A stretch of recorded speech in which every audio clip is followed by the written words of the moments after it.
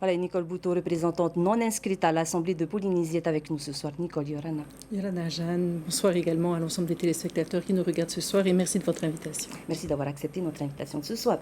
Vous avez expliqué que ce qui vous a décidé à quitter le parti, ce sont les incohérences répétitives dans la gouvernance d'Edouard Fritsch et le fait de ne pas être entendu. Quels ont été les principaux déclics?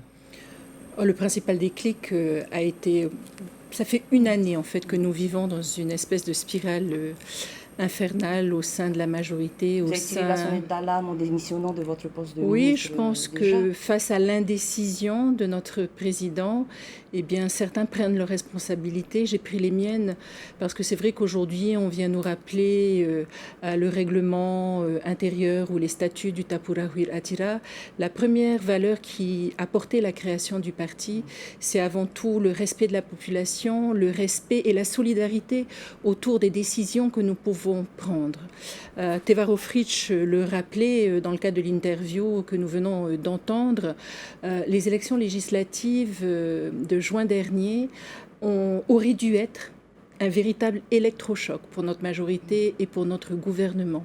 Je pense que historiquement, on n'a jamais vu ça, c'est-à-dire d'avoir une formation politique qui, au premier tour, arrive avec une avance considérable et qui se fait balayer au deuxième tour par un vote écrasant en faveur de 3 candidats du Tavini Huir Atira, à qui nous souhaitons bon courage pour les 5 ans à venir. Nous nous sommes réunis à la fin du mois de juin au sein du conseil politique du Tapura Huir Atira. Je peux vous dire qu'à l'unanimité, et ce sont essentiellement les Tavana qui se sont exprimés, c'est-à-dire des élus qui se sont retrouvés fragilisés dans leur propre commune, puisque eh bien, les candidats du Tavini sont arrivés largement en tête dans quasiment toutes les communes de Polynésie et qui ont encore une fois, comme nous le faisons depuis un an, plus d'un an, tirer la sonnette d'alarme. Qu'est-ce qu'il aurait fallu faire alors deux choses ont été demandées au président à l'occasion de ces rencontres, puisque nous sommes aussi retournés le voir en comité plus restreint avec notre sénateur, notre sénatrice, pour dire 2 choses au président. La première, les Tavana ont demandé au président, tu dois t'excuser auprès de la population, tu dois t'excuser publiquement pour les erreurs, pas pour les maladresses, pour les erreurs qui ont été commises, que ce soit sur le non-respect de l'obligation vaccinale par certains de nos élus, par le fait que beaucoup de restrictions ont été imposées à la population pendant la crise sanitaire, mais nous ne nous sommes pas appliqués ces mêmes restrictions. Le mécontentement dans le cadre des élections législatives, a été exprimé par les électeurs, exprimé par la population. Et face à ça, il nous a écoutés, mais il ne nous a pas entendus. Nous n'étions pas les seuls à nous exprimer de cette manière.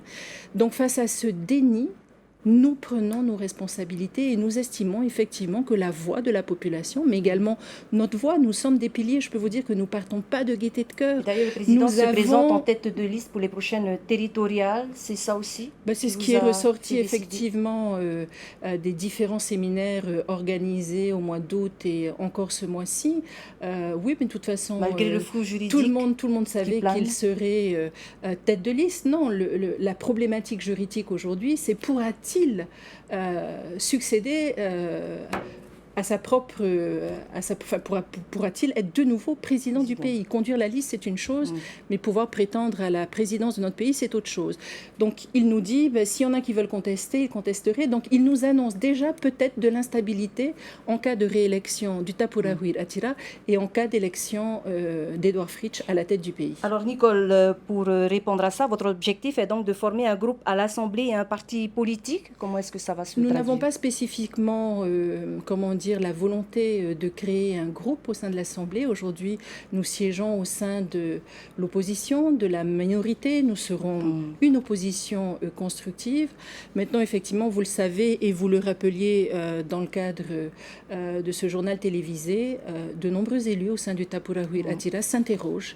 Je pense que nous ne sommes pas les premiers et nous ne serons pas les derniers à partir de cette famille que nous avons construite la majorité ensemble. Ces prochains jours? Je ne sais pas si ça mettra mettra en difficulté la majorité. Le président, par contre, doit s'interroger. Pour notre part, nous avons entendu effectivement les annonces qui ont pu être faites à l'occasion de l'ouverture de la session budgétaire à quelques mois des élections territoriales.